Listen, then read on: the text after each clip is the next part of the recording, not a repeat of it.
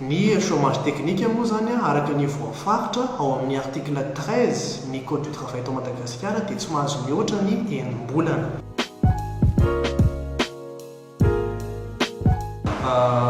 Telo volana aorian'ny atombohan'io chômage technique io zany raha ohatra ka hoe mbola tsy miverina normal moa zany activité an'ilay orinasa dia afaka mametram-pialana avy hatrany ireo mpiasa tsy misy préavis.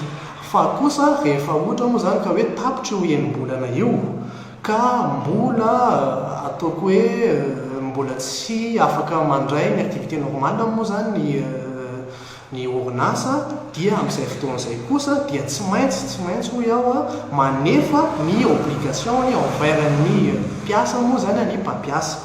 Anisan'izany moa zany ny fandoavana ny indemnité de licenciement sy ny préavis.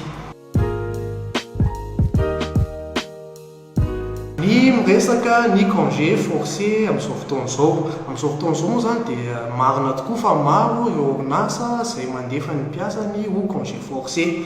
Izay zavatra izay moa zany normalement moa zany raha ny lalàna no jerena dia azo ataoko hoe tsy dia mety any satria moa zany efa misy ny hoe solution hafa moa zany amin'ny procédé hafa, procédure hafa izay efa natolotra ny lalàna kanefa kosa raha ohatra ka hoe ekena moa zany misy ny fifanarahana teo amin'ny mpampiasa sy ny mpiasa dia afaka ataontsika hoe tolerena ihany izay zavatra izay.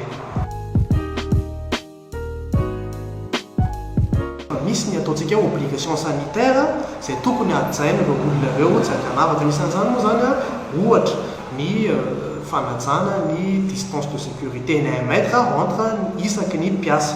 Eo ihany koa moa zany ny fanomezana maimaimpoana ny cache-bouche ho an'ireo mpiasa ireo mba fiarovana ny tenany sy ny fiarovana ho an'ireo mpiara-miasa izay miara-miasa aminy.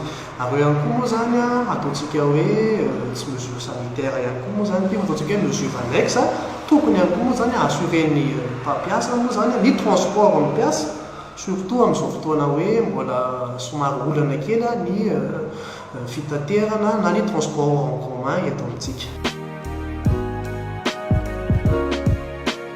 Adidiny mpiasa tsirairay avy ny mitatitra izany any amin'ny inspection du travail. Ary amin'izay fotoan'izay moa zany rehefa tonga any amin'ny inspection du travail ilay raha dia anjaran'ny zareo amin'izay mandray ny procédure sy manao ny enquête rehetrarehetra ahafahana manamarina an'ilay situation sy mandray ny ataoko hoe sazy mety hatra amin'ilay orinasa raha voaprofy hoe tena marina tokoa izay zavatra izay.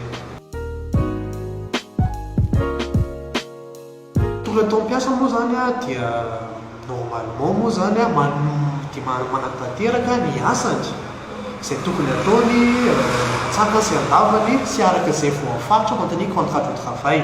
Izany hoe io izao situation iainantsika izao moa zany na dia hoe be da be ary zany ny zavatra mety hitranga dia tsy tokony hampiova moa zany ny obligation izay misy eo amin'ny mpiasa eo anatrehany mpampiasa anazy fa tokony hanatanteraka tsaka sy andavany ihany moa zany ny asa aman-draharaha sy izay zavatra rehetra tokony ataony eo amin'ny orinasa.